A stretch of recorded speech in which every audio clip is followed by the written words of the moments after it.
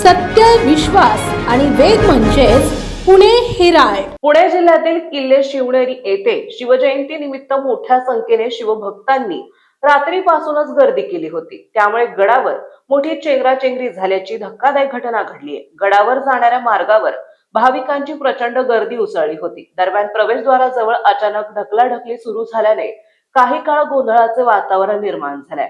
या घटनेत काही शिवभक्त किरकोळ जखमी झाल्याची प्राथमिक माहिती मिळत असून त्यांना तत्काळ उपचारासाठी स्थानिक रुग्णालयात दाखल करण्यात आलंय.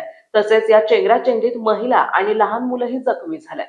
घटनेची माहिती मिळताच पोलीस आणि आपत्कालीन यंत्रणा घटनास्थळी दाखल झाल्या असून परिस्थिती नियंत्रणात आणण्यात आली आहे. सध्या गडावर गर्दीचे नियोजन करण्यासाठी अतिरिक्त पोलीस बंदोबस्त तैनात करण्यात आलाय. प्रशासनाकडून शिवभक्तांना संयम राखण्याचं आवाहन करण्यात आलंय. या घटनेमुळे शिवजयंती उत्सवाला गालबोट लागला आहे.